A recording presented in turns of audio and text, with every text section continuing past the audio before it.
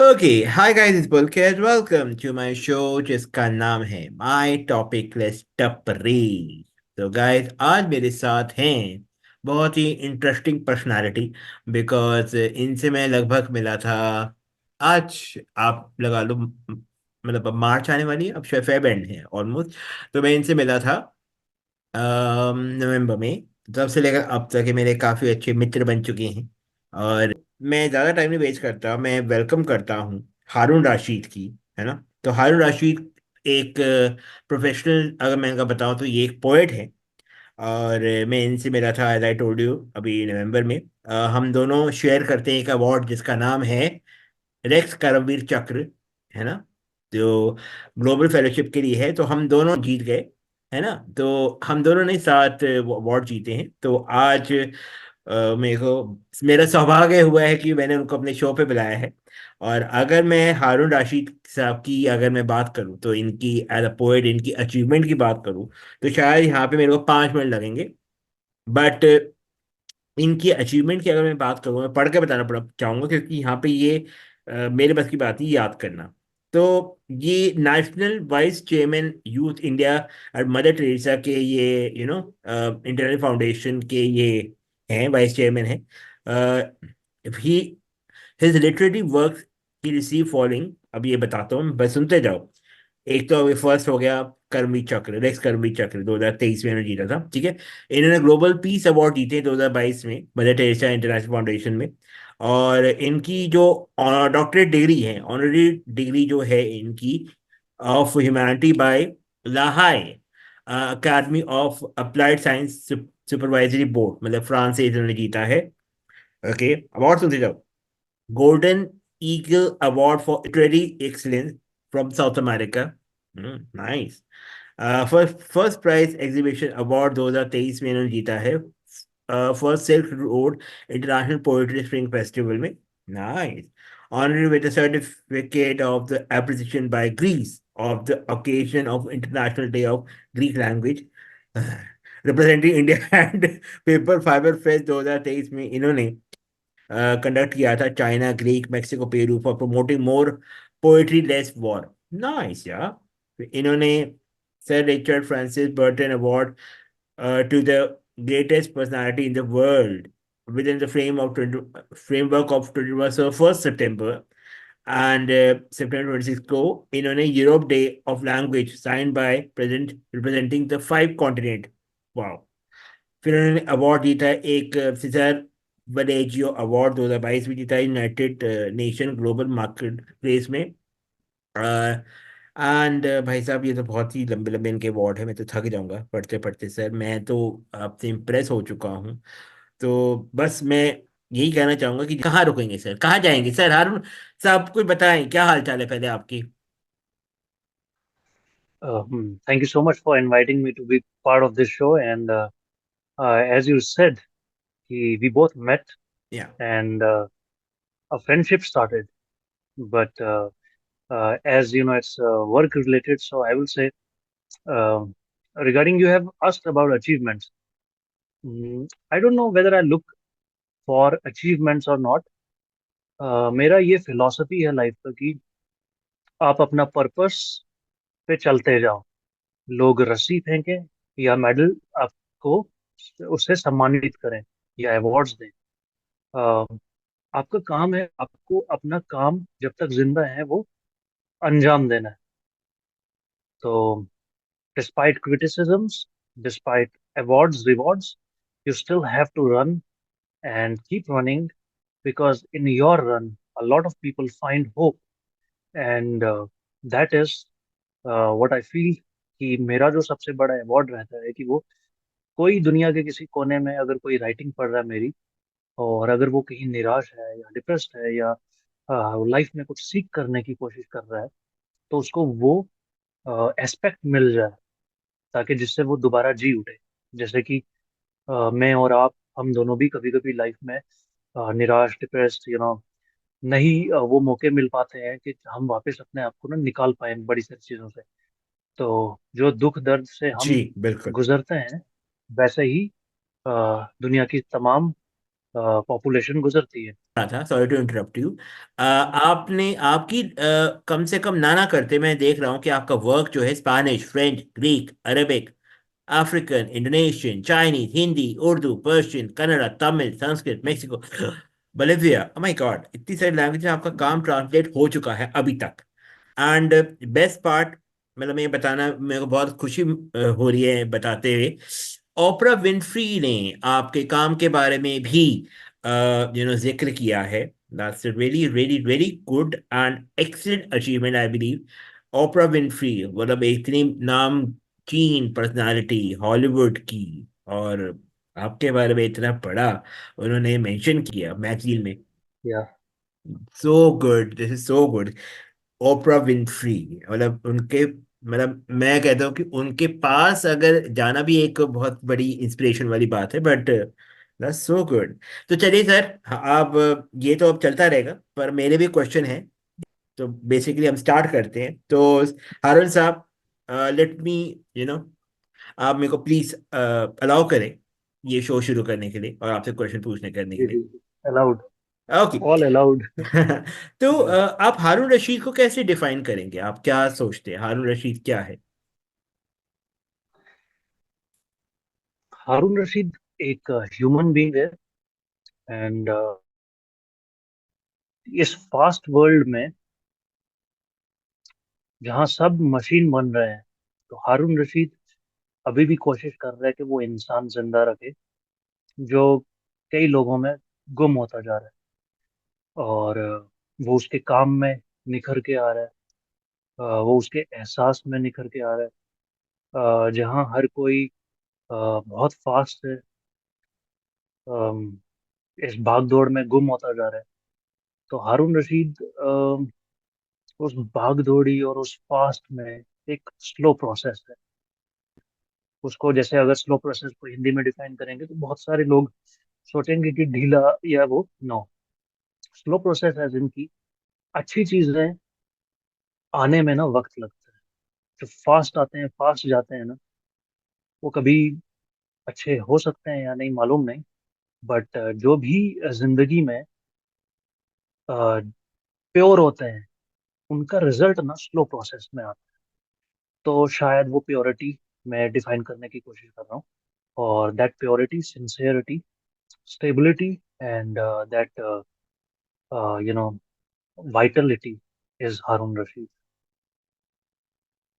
That's a perfect answer I think. अभी तक किसी ने अपने आप को इतना सिंपली डिफाइन नहीं किया है जितना आपने इतने सरल शब्दों में हमें डिफाइन किया। Thank you for your answer Haroon साहब।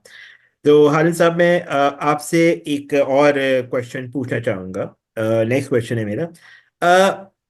आपकी जर्नी कैसे स्टार्ट हुई एज अ पोएट? एंड काफी नाम कमाए हैं आपने इंटरनेशनल, जैसे मैं बता रहा था। तो आपकी जर्नी कैसे स्टार्ट हुई? लाइक अगर आप जैसे, फॉर एग्जाम्पल, हर इंसान जीरो से शुरुआत करता है, तो आपका कैसे शुरुआत हुई? कहाँ से आपको लगा कि यार, मतलब ए, मैंने यहाँ से शुरू किया, बी, मैंने यहाँ पे कुछ छोटी छोटी अचीवमेंट करी, see, oh my God, this something big, डी, now I can say I am author. तो हाउ वाज दैट? um, जब मैं छोटा था तो मैं स्केच आर्टिस्ट एंड उन चीज़ों में बड़ा मेरे को था कि मेरा करियर उसी में रहेगा। Else you know create certain this paintings, sketches and all. And twelfth class तक मैं उसी चीज़ों को ही स्किल कर रहा था और आगे बढ़ रहा था, और वही मेरा मुझे लग रहा था पर्पस है। बट हुआ ये कि कुछ सरकमस्टांसेस बने और मैं उस जर्नी को आगे नहीं ले पाया। तो फिर मुझे वो क्रिएटिव जर्नी छोड़नी पड़ी। और इन द मीन टाइम मैंने जो भी रेगुलर प्रोफेशन और रेगुलर चीज़ें होती हैं जिसमें आप रेगुलर पढ़ाइयाँ करते हो वगैरह, तो मैं वो करने लग गया। और मैंने इतनी नॉलेज उस टाइम पे, आई डोंट नो वेदर मैं गेन करना चाहता था या नहीं, but whatever information came to me, I was just so curious about it कि मैं उसको ना, ऐसा था कि इल्म ना मुझे एक नशा हो गया इल्म से, कि मुझे जहाँ पे भी इल्म मिलता था मैं वहां पर उसको सुनने को, सीखने को, या अगर जैसे कभी कभी ऐसा होता था मैं कि बताना कागज चाहता कहीं हूँ, पर अगर पड़ा है। जिनको समझ नहीं आया, इल्म मतलब नॉलेज। Knowledge, yes. एक नेचुरल प्रोसेस पे बिलीव करता था कि इस पर्टिकुलर कागज में भी शायद कुछ मुझे सिखाने की बात होगी, और फिर जब मैं उठाता था तो वहां पर भी कुछ ना कुछ नया नॉलेज होता था। तो करते करते ऐसा हुआ, तो बहुत नॉलेज हो गया। लेकिन एक दिन क्या हुआ ना, जैसे मैं पेंटिंग करता था जब, तो मेरा एक फ्लो रहता है कि मैं फ्लो में पेंटिंग करता था, वो बहुत खूबसूरत बन जाती थी। तो जो इतनी नॉलेज मेरे पास हो गई ना, तो मेरा पेंटिंग और मेरा नॉलेज का जो कॉम्बिनेशन है, दैट बिकेम राइटिंग। एंड उसको स्पार्क लाने के लिए क्या हुआ कि हमारी कंट्री में बहुत सारे ऐसे सोशल कॉजेज जो थे, तो मेरे को ऐसा आया कि अ, मैं एक आवाज बन सकता हूँ। मैंने कुछ लिखा, वो यहाँ से वहां गया, वहां से यहाँ, और उसको बहुत लोगों ने पढ़ा भी। और ऐसे ना पहली राइटिंग स्टार्ट हुई, और कुछ नया पर्सपेक्टिव लगा लोगों को, और उस चीज से फिर वो करते करते पर्सपेक्टिव्स आने लग गए। और मैं कब राइटर बन गया, कब पोएट बन गया, कब ऑथर बन गया, पता ही नहीं चला।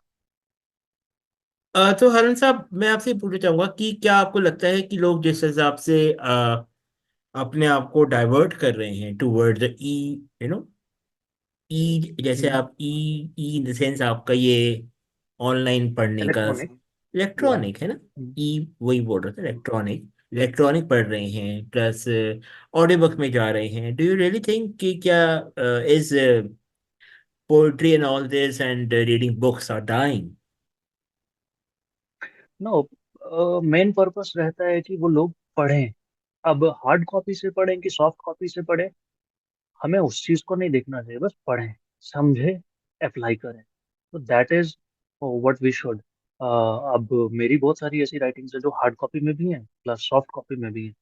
तो मैं इस चीज से नहीं रहता हूँ कि वो उन्होंने हार्ड कॉपी से पढ़ा कि सॉफ्ट कॉपी से पढ़ा। मेरा ये रहता है कि they should not be hard humans, instead read such stuff and become soft humans, so that hmm. softness brings more softness around, and people should love each other and spread love. That is what we should look for. Nice यार, very nice. तो मतलब पढ़ना चाहिए, चाहे कहीं से ही पढ़ो, कि एक ऑथर का जो Hmm. काम है वो पूरा पब्लिक तक पहुंचे, और एटलीस्ट उससे उसका अप्रिसिएशन मिले। दैट्स नाइस यार। ओके। तो लाइक जिस तरह से अब सर ने हमें बताया, जैसे कि कितना नॉलेजेबल उन्होंने अपनी जर्नी बताई, तो सर फिर वो कौन सा मोमेंट था जब आपको लगा कि मैंने अचीव कर लिया? अभी नहीं। अच्छा तब होगा कि अ, हाँ। अ, जब लोग जो पढ़ते हैं और उसको इम्प्लीमेंट करते हैं, अप्लाई करते हैं, और कुछ अच्छा बनते हैं, तो वो अचीवमेंट है। मतलब पर्सनल अचीवमेंट्स तो हर कोई कर रहा है। आज की डेट में हर कोई के पास कुछ ना कुछ पर्सनल अचीवमेंट्स हैं, but we are not here to live our personal lives. The purpose of our lives is to add purpose to the lives of others. और वो पर्पस क्या है कि whatever you become, but become something inside that people should love you and you love them back, and that is a purpose. हर कोई इतना भाग रहा है अपनी जिंदगी में कि वो अपनों से मिल नहीं पा रहा। हर कोई इतना भाग रहा है कि वो बिल्कुल, अपने बिल्कुल। दोस्तों से नहीं मिल पा रहा है, ना ही किसी से। एंड तो मुझे लगता है मेन कि मकसद आज की ये है। डेट में एक ऑथर बनना थोड़ा सा आसान भी हो गया because of the social media, and आपकी राइटअप्स हम्म। लोगों तक पहुंचते हैं। अदरवाइज पहले तो मेरे ख्याल से काफ़ी डिफिकल्टीज हुआ करती थी कि एक ऑथर को अपनी बुक पहले पब्लिशर के पास जाना, और उसको पहले उसको द प्रोसेस, ये जो पूरा प्रोसेस होता है बुक बुक पब्लिश होने का, उससे गुजरना, रिजेक्ट होना। आई थिंक अब थोड़ा इजी हो गया है उसके लिए ये सब चीजें। दैट्स नाइस यार, है ना? नहीं, इजी और डिफिकल्टी हमेशा है। ओके। पहले जो प्रोसेस थे, उस टाइम पे जो डिफिकल्टी थी वो उस टाइम पे थी, और उस टाइम पे जो आसानी थी वो उस टाइम पे थी। तो आज की डेट में अगर वो चीज़ें आसान हो गई हैं, जी। तो आर्टिफिशियल इंटेलिजेंस, एआई, हम्म। और बहुत सारे ऐसी चीज़ें हैं जो फ्यूचर थ्रेट्स हैं, जी। बहुत सारी चीज़ों को, तो वो सब आ रही हैं। तो इजी और टफ मुझे लगता है हर पार्ट में रहेगा, but hmm. Your sincerity and trueness and your purity in your talent hmm. Will hmm. Take you from here to there to everywhere. अब वो शेक्सपियर के टाइम में था, या रूमी के टाइम में था, हम्म। या रविंद्रनाथ टैगोर के टाइम में था, या आने वाले कल के राइटर्स के टाइम में होगा ओके। या आज के। तो easy and hard is every time. या तो हर आपको क्या डिफिकल्टीज फेस हुई as a author, like I think आपकी जर्नी में आई एम श्योर कि ऐसे काफी सारे हर्डल्स आए होंगे, तो आपको क्या ऐसे डिफिकल्टी फेस हुई, आपका एक्सपीरियंस क्या रहा? बहुत सारी डिफिकल्टीज रही। एज अ राइटर नहीं रही, but as a you know लिखने के लिए ना आपको वो जीना पड़ता है। वो बहुत डिफिकल्ट प्रोसेस है। आप यूं ही कुछ लिख दोगे और वो यूं ही कहीं पहुंच जाएगा, ऐसा कभी नहीं होता। जब आप किसी चीज को सच में जियोगे ना और फिर लिखोगे, फिर उस लिखने वाले चीज को जब कोई पढ़ता है ना, उसको समझ आता है ये बहुत गहराई से लिखा है, आई इसको थिंक बहुत उसमें जी फिर करके शायद लिखा है। आपकी इमोशंस डल जाते हैं, जहां तक मुझे लगता है।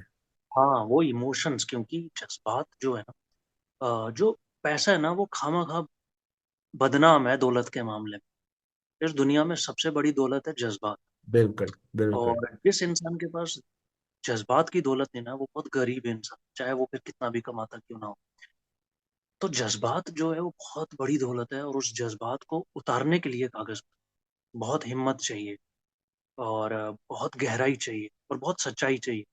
अगर इन तीनों में चीजों में से कुछ भी कमी रहेगी, तो रीडर को पता चल जाएगा, और रीडर कभी भी उस राइटिंग से इम्प्रेस नहीं होगा। तो ये बहुत बड़ा चैलेंज है। तो ये बेसिकली वो आपका ये एक एज ऑथर आपका बहुत बड़ा चैलेंज रहता होगा कि जो नहीं, रीडर है उसको ये अपने साथ कनेक्ट करने के लिए स्टोरीज। नहीं, बेसिकली नहीं, नहीं, नहीं, ये मैं जनरली बता रहा हूँ कि एक हम्म। राइटर का हम्म। क्या। मेरा जो चैलेंज रहा है वो ये, पब्लिशर्स के साथ मेरा चैलेंज रहा कि मैंने शुरुआत के दौर में, मुझे क्योंकि अवेयरनेस नहीं थी कि राइट पब्लिशर कौन है और क्या।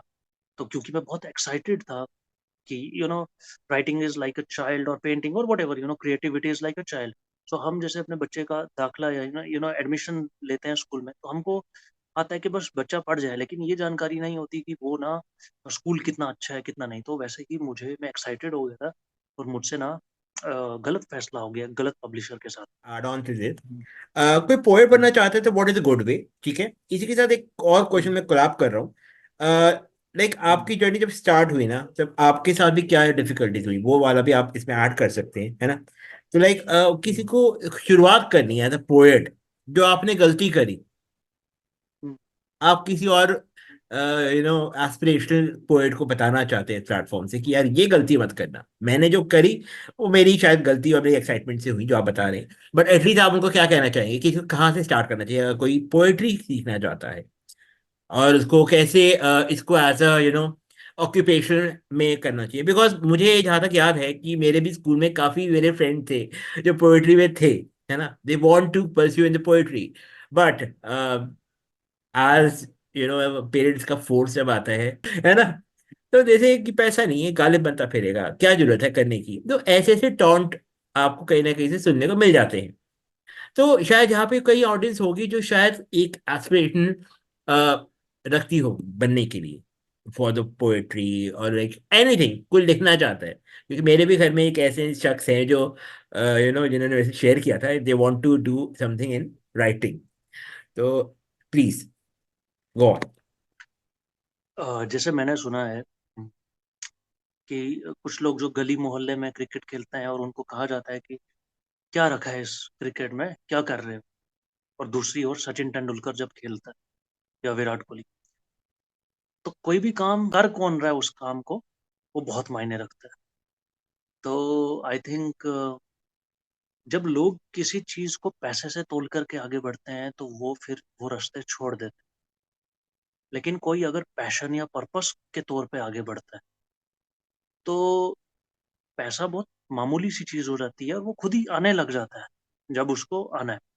लेकिन creativity is not about money. Creativity is about your creations that you want to surpass and give to each one of बिल्कुल along others. बिल्कुल बिल्कुल। और जब वो दुनिया को भाती है, तो दुनिया उनको सुनना चाहती है। जैसे कि रेखता होता है, या बहुत सारे ऑथर फेस्ट होते हैं, तो वहां पर इनवाइट किया जाता है, एंड देन दे पे यू। तो कोई भी चीज प्रोफेशन तभी बनेगी जब आपके अंदर वो पर्पस और पैशन है। वरना बैट उठाओ, खेलो गली में, तो कौन पैसा देगा। लेकिन आप रिप्रेजेंट करके खेल रहे हो, तो ऑब्वियसली दैट बिकम्स समथिंग। या दैट्स नाइस, दैट्स नाइस। तो मतलब शुरुआत करनी तो लाइक पहले पैशन चाहिए किसी भी चीज के लिए। Exactly. एंड हम्म, सर, मेरा नेक्स्ट क्वेश्चन है, जो मैं पूछना चाह रहा था कि अगर किसी को एज अ पोएट बनना है ना, किसी को, किसी स्टूडेंट को पोएट बनना है, तो क्या करे, किस, कैसे, कहाँ से शुरुआत करे? क्योंकि बहुत दिक्कतें होती हैं। आपने भी काफी फ्रॉड सहा हुआ है, as you also but you were telling me, काफी फ्रॉड हुआ है आपके साथ। तो इस चीज से बच जाए तो कैसे वो करे? आप उसको एक स्टेप्स बता दीजिए कि कैसे वो अपने आप को शुरुआत कर ले, और ताकि एक अच्छे लेवल तक वो पहुंच जाए। स्टूडेंट, आप स्कूल स्टूडेंट की बात कर रहे हो वहां से, है ना? कभी बार स्टूडेंट्स स्कूल से भी आ जाते हैं, कभी स्टूडेंट कभी कॉलेज से भी शुरुआत कर लेते हैं, डिपेंड करता है कि मैं कौन कैसा है। बेसिक बेसिक लेवल से स्टार्ट करता हूँ कि मतलब बेसिक लेवल। जैसे स्कूल में ना कल्चरल एक्टिविटीज होती हैं या ड्राइंग एक्टिविटीज होती हैं, वैसे ही अ, जिन स्कूल्स में ये अवेलेबिलिटी है कि राइटिंग्स करवाई जाती है, जैसे एसे राइटिंग्स होती हैं, तो जो स्टूडेंट है जो एसे अच्छे लिखते हैं या सिम्पोजियम में अच्छा कर रहे हैं या राइटिंग्स अच्छा कर रहे हैं, तो उनको वहां से एक एडवांटेज ये मिलता है कि उनको मालूम चलता है उनका स्किल। तो जब उनको मालूम चल जाता है कि वो इस काम में अच्छे हैं, तो उनको वो आगे करते रहना चाहिए। जो कॉलेज लेवल से स्टार्ट कर रहे हैं, जिन्होंने कभी इन प्लेटफॉर्म्स के थ्रू नहीं आए, तो वो उनको अपना इंटरेस्ट देखना चाहिए, और साथ में अगर उनको लगता है कि वो ये काम कर सकते हैं, तो वो उनको फिर राइटली स्किल करना है अपने आप को, कि ग्रामर सीखनी है, वोकेबलरी सीखनी है। जिनको इंग्लिश में करना है वो इंग्लिश में सीखे, जिनको हिंदी में या किसी और लैंग्वेज में वो उसमें सीखे। और उसके बाद वो जब वो सीख लेते हैं, स्किल कर लेते हैं, और वो लिखना शुरू करें। और फिर उसके बाद लिखने के बाद ये है कि वो प्रेजेंट करें अपनी उस ऑडियंस को जिस तक वो पहुंचाना चाहते हैं, और फीडबैक लें कि क्या है। तो अम, जैसे कम्युनिकेशन का मॉडल होता है, वैसे ही राइटिंग का भी मॉडल है कि create, right, and then present it, and then take the feedback. और अगर वो सब सिंक्रोनाइजेशन में है, you are on the right path. अगर वो सिंक्रोनाइजेशन में नहीं है, तो आप दोबारा देखो कि कहाँ गलत जा रहे हो, और उसको ठीक करो। तो बेसिकली अपने आप को प्रेजेंट करें जितना हो सके, अपने आपको पब्लिक के सामने करें, नरेट करें, ज़्यादा से ज़्यादा लोगों से तक जोड़े, क्योंकि यही शुरुआत होती है एक पोइट बनने की। एंड तभी जाके वो एक अच्छा पोइट बन सकता है, अगर किसी को बनना है। तो आई होप बहुत लोगों को आंसर मिल गए होंगे। तो ऑथर के लिए क्या वे होना चाहिए? What is the correct way to become an author? Start with heart, whatever you want to create. Secondly, get skilled. And thirdly, whatever it is, it should be a righteous thing. क्योंकि आप अगर एक सही पेड़ लगाओगे, तो उसका shadow, उसका फ्रूट आने वाली नेक्स्ट जनरेशन लेंगी। लेकिन अगर आप एक गलत चीज लगाओगे और उसको अगर नेक्स्ट जनरेशन पढ़ेगी, तो वो गलत दिशा में जाएगी। तो आपके ऊपर एक रिस्पॉन्सिबिलिटी होती है कि आप क्या चीज क्रिएट कर रहे हो, अ रॉन्ग थिंग और अ राइट थिंग। तो बहुत सारे ऑथर्स, राइटर्स ऐसे हैं जो बहुत अच्छा अच्छा लिखते हैं, और उनको जब ये जनरेशन्स पढ़ती हैं, तो उनके अंदर एवोल्यूशन और एक रेवोल्यूशन आता है। जैसे कि महात्मा गांधी ने लियो टॉल्स्टॉय को पढ़ा, तो उनमें एक यू नो एक राइटियस थिंग आई। और तो हम एक ऑथर बनने के लिए सबसे इम्पोर्टेंट है कि righteousness and responsibility towards the next generation. बाकी फिर आपने क्या लिखना है क्या नहीं लिखना है वो आपको बहुत अच्छे से पता है, और लिखते जाओ। और जितना आपका कुदरत ने मुकाम रखा होगा वहां तक आप पहुंचते जाओगे। और बाकी तो नेचर और ऑल माइटी है, आपका दिल देखता है, आपकी नीयत देखता है, और आपको उसी मुकाम पे भेजता है जहां पर आपका बसेरा है। जी हाँ। Nice, very nice, very nice. तो मतलब सबसे पहले पैशन चाहिए, उसके पास, उसके बाद ऑथर के पास, जो ऑथर जो जाता है उसका अपना अपना टैलेंट लेके पब्लिशर के पास, वो अलग है। तो आपका पब्लिशर के साथ कैसा रहा रिश्ता? मेरा कोई खास नहीं रहा। फिर मैंने बड़े सारे राइटर्स को पढ़ा कि बहुत सारे राइटर्स को रिजेक्शंस मिली वगैरह। मेरे केस में क्या हुआ, रिजेक्शन तो बात ही नहीं है। मेरे केस में ये हुआ कि मेरे को ना फॉल्स टाइप के लोग मिल गए। कि आप उनके साथ मिलते हो, मुलाकात करते हो, और आपके साथ धोखा हो जाता है, और आप सोचते हो कि ये जर्नी छोड़ दो। क्या मतलब आपको किसने बोला है कि इस जर्नी पे चलो? तो डेड एंड जैसी जैसी चीजें रही। बट आई देन थॉट वो लोग गलत हैं, मैं नहीं हूँ, मुझे तो अपना काम करते जाना है।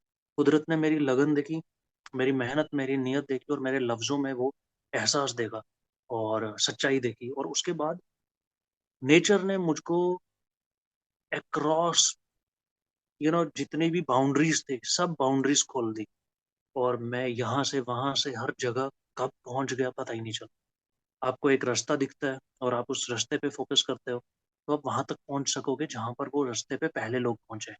लेकिन आप एक नया रास्ता देखते हो जहाँ कोई नहीं है, और उसके लिए बड़ी हिम्मत चाहिए, बड़ा जोश जज्बा चाहिए, लेकिन आपको पता भी नहीं है वो सही है कि गलत है, लेकिन आप बस काम करते जा रहे हो, मेहनत लगन सब कुछ, तो वो रास्ता फिर सही बन नहीं जाता। तो मेरे साथ ये हुआ। So nice. Bad phases also came, जी जी। बट उन बैड फेजेस पे मैंने गिव अप नहीं किया, और गुड हम्म। फेजेस फिर आने लगे। तो मेरा सिर्फ इतना कहना है नए ऑथर्स को जी। कि बैड फेजेस पर ना गिव अप मत कर। तो no, there no give up. तो समझ गए होंगे यहाँ पे सुनने वाले सारे, देखने वाले, कि यहाँ पे गिव अप करना इज नॉट एन ऑप्शन। तो अगर आपने हम्म, किसी चीज को ठाना है तो उसको पूरा करना चाहिए। अच्छा हर, मैं एक चीज और पूछना चाह रहा था।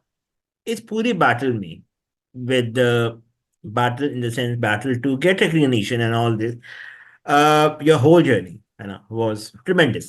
You got recognition, you got award, you got, नाम। तो हरण जी, आप मेंटल हेल्थ पे क्या बोलना चाहेंगे सर? बिकॉज बहुत सारा प्रेशर है। अगर किसी इंसान को, अगर जैसे आप समझ सकते हैं कि किस हिसाब से वो जूझ रहा है अपनी लाइफ में, तो आप मेंटल हेल्थ के लिए क्या गाइड करना चाहिए? अ, जब तक आपका मेंटल कैपेसिटी है तो ऑब्वियसली आप उसको रेगुलरली एनहेंस करते जाओ। जी बट बहुत सारे काम हमारे हाथ में नहीं होते हैं। जी हम एस्पिरेशंस लेते हैं लाइफ के, हम प्लान करते हैं, जी हम सोचते हैं कि ये इस डायरेक्शन में होगा। जब तक वो सब सही हो रहा है तो आपकी मेंटल हेल्थ सही रहेगी। द मोमेंट कुछ भी उस चीज में बिगड़ेगा तो आपकी हम्म। मेंटल हेल्थ पे असर करेगा।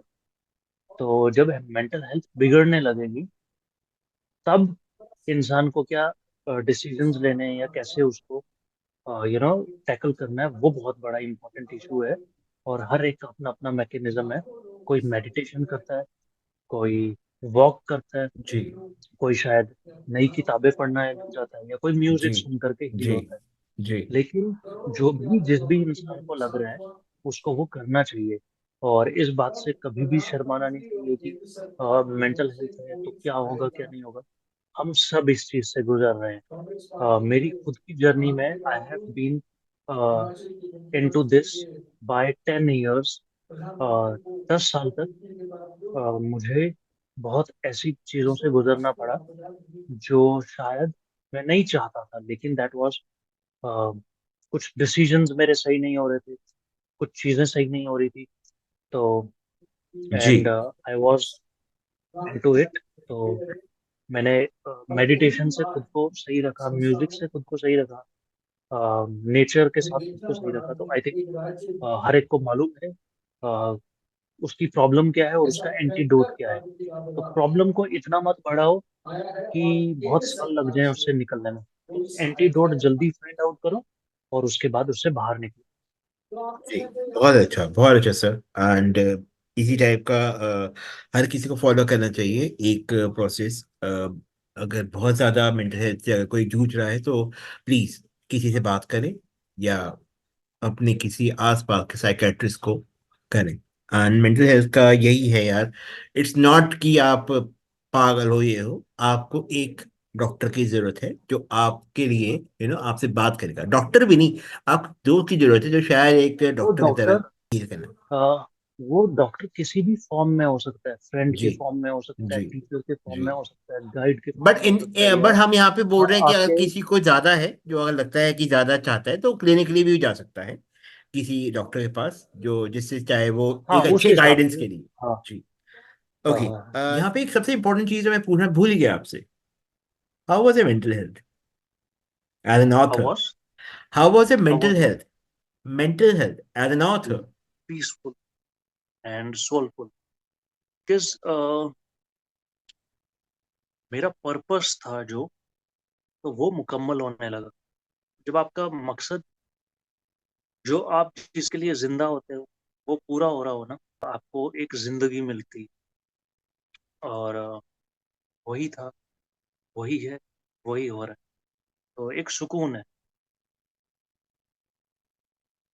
लाइक फैमिली वालों से या आसपास, यू नो कभी कभार होते हैं कि टॉन्टिंग भी होती है, कभी आपको ऐसा फील नहीं हुआ? फेल्ट लाइक दैट या you are very peaceful with yourself? जब आप खुद में खुश होते हो, हम्म। हम्म। तो आपको शायद टॉन्ट सुनाई नहीं देते। दुनिया तो टॉन्ट देती है, जी। जी। हर पल देती है। जी। कुछ हंसते हुए देते हैं, कुछ जी। जोर से लाउड माउथ होकर के देते जी। हैं। बट अगर कोई इंसान टॉन्ट्स की फिक्र करेगा, हाँ। फिर ग्रो क्या करेगा? ग्रो तो क्या करें? टेक टॉन्ट्स with smile जी। and rise. And the more you will smile, the more nature will create miles for you. So taunt तो मुझे लगता है जब तक हम जिंदा है लोग करते रहेंगे, मुझे करते आज भी रहेंगे। करेंगे, कल भी करेंगे, और जी। आपको भी, सबको। तो टॉन्ट्स की फिक्र मत करो। हम्म। तो टॉन्ट की फिक्र मत करो, अपना काम करते जाओ, सिंपल। हम्म, इसी कोई जरूरत नहीं है मेंटल हेल्थ को अपने परेशान करने के लिए। एंड बेसिक आपका मेंटल हेल्थ सबसे ज़्यादा इंपॉर्टेंट है। अगर आप अपने अपने साथ खुश हैं, अगर आप अपने अचीवमेंट से खुश हैं, अगर आप उसमें मीन मेक नहीं निकाल रहे, अगर आप अपने आप को डाउट कर रहे हो, तो आप खामखा की मेंटल हेल्थ को अपनी खराब कर रहे हो, मुझे ये लगता है। नहीं, अचीवमेंट्स पे फोकस नहीं करो। ओके। अचीवमेंट्स का दूसरा एस्पेक्ट होता है फेलियर। जी। आप सिर्फ पर्पस पे फोकस करो। पर्पस पे। क्योंकि ओके, आप जो व्हाट इज पर्पस पर्पस? पे होते हो ना, आपका एक, आप जैसे कुछ क्रिएट करना चाहते हो, ठीक है, तो आपको मालूम है उसमें ना सेटबैक्स भी होंगे जी। और राइज भी होगा। जी। तो लेकिन आपके जब फेलियर्स आएंगे उस जी। पर्टिकुलर पर्पस में, जी। हार नहीं मानोगे, तो आपका मेंटल हेल्थ वैसे ही अच्छा रहेगा। और हम्म। जब राइज होगा, तो हम्म। आपने राइज को उस तरीके से कभी एस्टिमेट ही नहीं किया। बिल्कुल। और जो भी आपकी लाइफ में अवार्ड्स हैं या अचीवमेंट्स हैं या जो भी है, तो आप ये मान करके रख लो कि ये आपको बिलोंग नहीं करता है। ये हम्म। बेसिकली कुदरत ने आपके अंदर कुछ इंसान देखा है, और वो सच्चाई देखी है। तो कुदरत ने सिर्फ आपको एज अ मीडियम चुना है। ये सब जो अचीवमेंट्स हैं, ये अवार्ड्स हैं या रिवॉर्ड्स हैं, ये सब कुदरत को बिलोंग करता है। आप ओके। नहीं होते तो कोई और होता। हाँ, लेकिन ये तो आपको है। अगर चुना गया है, तो आप ये क्रेडिट खुद को मत दो, ये क्रेडिट ऊपर वाला ऊपर को दो। वाले को या हम्म। कुदरत को दो। तो उससे क्या होता है ना, आप में एक हम्बलनेस रहती है, आप में एरोगेंस नहीं आती है। आप बहुत नरम रहते हो, और जितना नरम रहते हो उतना आप उठते जाते हो। ये तो तो है। बी, ये तो मतलब इवन मैं भी यही फील करता हूँ कि कभी भी मैं अपनी अचीवमेंट्स का जो कहते हैं ना, क्रेडिट मैं खुद नहीं लेता। आई जस्ट से कि यार ऊपर जो है ना, जो सुपर पावर है, जो अलमाइटी है ही, और मतलब जो वो देख रहे हैं वो ही कर रहे हैं, ये मेरा कुछ नहीं, ये मैं नहीं कर रहा, ये वही है जिन्होंने मेरे को ब्लेसिंग्स दी। वही। हम्म, क्योंकि हम्म, हम कोई नहीं होते, हम कोई नहीं होते हम्म, कि इंसान क्या लेकर गया इस धरती से, कुछ भी नहीं ना। सब कुछ तो हम्म, यहीं छोड़ जाता है, क्या रहता है? कुछ भी नहीं रहता ना। बस नाम है हाँ। आपका, जो आपका है, जो शायद याद रखते हैं लोग कभी कभार। अमल, अमल मीन्स की डीड्स, डी। Your deeds. बिल्कुल तो बिल्कुल। तो बस यही है कि अब वही। मैं आपसे बस एक लास्ट क्वेश्चन पूछना चाह रहा था। उससे बीच में मेरे को एक और हम्म, क्वेश्चन याद आया, सॉरी फॉर दैट। हमने अपनी जर्नी एज अ लाइक काफी, मतलब काफी कुछ अचीव करा है हमने। बट हम हम्म, जब मिले, हमारे 3 दिन हम्म, जो रेक्स कर्मवीर चक्र के थे, तो हाउ वाज इट, कैसा लगा? मतलब हमने उसके बारे में डिस्कस कभी ज़्यादा नहीं किया, बट हम आज करना चाहेंगे अपने इस शो पे।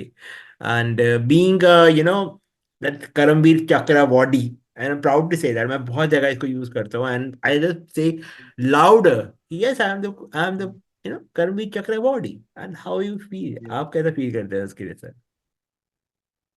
It's like, when such awards come, या। where you meet other awardees as well. या। You feel absolutely. so enlightened, and you feel, a lot of righteous people are on the right path. जी। Because Karamveer Chakra Award का जो motto है हम्म। कि choose the right and choose the focus right. on या। the right.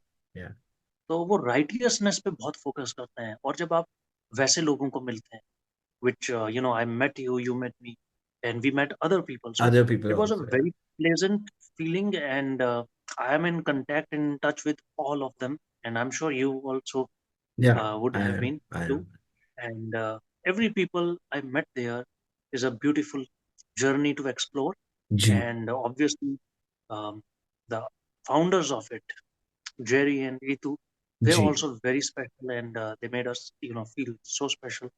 And I hope we also made them special too. And actually yeah, आई जो मैंने जो 3 दिन जो मैंने बिताए रेक्स के, mm, वो फन थे, fun because exactly. of not because we won. I think the more जो मेमोरी जो मेरे दिमाग में रह गई ना, जो हम सबने जो एंजॉय किया एक साथ, हमने जो वो जो मोमेंट, हमारे जो लाइक एक दूसरे को शेयर कर रहे थे हम सारे मिलकर, दैट Mm. दैट थिंग, कि यार वाओ, कोई नहीं, आपके घर वाले नहीं है तो क्या हुआ, हम तो हैं आपके लिए तालियां बजाने के लिए। वो वाली चीज मुझे It's बहुत बहुत अच्छी लगी। it's like, if we have to define it in one word, it was like infotainment, where we got so much righteous information and also so much entertainment as well. जी। It's like, आप mostly बहुत सारी ऐसी जगहों पे जाते हैं जहाँ पर बहुत जी। इंफॉर्मेशन मिलती है, बट आप you don't feel alive. And at the जी। सेम टाइम बहुत सारी ऐसी जगहों पे जाते हो जहाँ पर आप बहुत अलाइव फील करते हो, लेकिन कुछ सीख नहीं रहे होते। सीख नहीं रहे तो होते हो। मुझे लगता है कि उस पर्टिकुलर जगह पे ना ये दोनों चीजें बहुत थी, और that made it a complete sort of thing. या या एब्सोल्युटली इट वाज मेमोरेबल, मेरे लिए मेमोरेबल था। एंड मेरे लिए इतने लोगों से मिले, इतने लोगों से हमने बातें करी, इतने लोगों के भी। एक्सपीरियंसेस जाने, उनके ups and downs, and like wow, मजा आ गया। तो हारिम साहब, मेरा लास्ट क्वेश्चन है आपसे, what message you want to give to the society from this platform? Hmm. There's so many messages already floating everywhere. The message is, this generations or the present times, हम सब बहुत impulsive हो चुके हैं, और social media ने वो impulsiveness को बहुत ऐड कर दी है। कि अगर किसी को कुछ थोड़ी सी टेंशन होती है तो वो उस पर्टिकुलर थॉट को सोशल मीडिया से एग्जैजुरेशन फॉर्म में, you know reel by reel समझता है, और वो ब्लास्ट कर देता है उस थॉट के साथ कि ऐसा हो रहा है, ये हो रहा है। और आजकल तो फोनों पे आर्टिफिशियल इंटेलिजेंस भी है कि आप जिस लेवल पे सोच रहे हो वही आपको प्रेजेंट हो रहा है, और आप उसी हिसाब से। तो मैसेज ये है कि इम्पल्सिव मत होइए। जितना आप चीजों को सुलझ करके समझोगे, उतना आपकी जिंदगी आसान रहेगी, और जितना जिंदगी आसान रहेगी, उतना आप हार्मनी क्रिएट कर पाओगे। तो message is that create harmony by not being impulsive, but being the right human. That is what it is. And that is what is missing right now. And I think absolutely. a lot of people. Absolutely. Yeah, that तो was I the think message. यहाँ पे बहुत ही मजेदार तरह से sir ने हमको समझाया, कैसे हम अपने आप को सोसाइटी के लिए एक अच्छा एग्जाम्पल बना सकते हैं। तो हारून साहब, आपको कैसा लगा मेरे शो पे आके? How was it? How was I? It was beautiful. I didn't feel that I am talking to someone on professional level. I was या like, because we share a friendship, so I felt the friendship got little professional, and या right. like I'm equally surprised that you asked such brilliant questions, and I felt great, answering it, and it was great. It was like your another side opened up to me, and I'm sure my another side opened up to you too. I think Yeah, most, I think many people will get their answer and they will be, uh, आज वो इस stage पे आ गए होंगे इतना पूरा वो देखने के बाद, कि उनको अपने आंसर, तो जो क्वेश्चन जो अपने अंदर ढूंढ रहे होंगे, उनको उनको आंसर मिल गया होगा, मुझे लगता hope so. है। Yeah. Okay, so guys and Sajano, Devi or Sajano or guys Galso and Harun Saab, thank you so much आने के लिए and अपना टाइम निकालने के लिए, thank you so much। And welcome and it was pleasure to have a conversation with you. तो आज हम यहीं पर खत्म करते हैं अपना शो। खत्म नहीं करते हम, नेक्स्ट स्टेप आगे बढ़ते हैं जब नेक्स्ट एपिसोड तक, है ना। तो गाइस ये था मेरा आज का episode and episode, sorry episode episode. आपको कैसा लगा मुझे जरूर बताइएगा, और जरूर मुझे डीएम कर दीजिएगा। आप अगर हरुण साहब से कुछ बात करना चाहते हैं तो आप हरुण जी से भी बात कर सकते हैं। आप हरुण जी का, आप प्लीज सर अपना बता दीजिए कांटेक्ट, आपको कैसे कांटेक्ट करें, इंस्टा आईडी कोई हो आपका? you can simply Google and that will take you to my all accounts. और अकाउंट ओके, तो आप हरुण जी से भी कांटेक्ट कर सकते हैं अगर आपने कुछ डिटेल्स पूछनी है उनसे। एंड या, तो बस यही था। एंड चलिए फिर नेक्स्ट स्टेप और नेक्स्ट पॉडकास्ट की तरफ चलते हैं। तो आज के लिए इतना ही। एंड मैं जाते जाते सबसे यही कहता हूँ, ध्यान रखना एंड दुआ में यार, टेक केयर।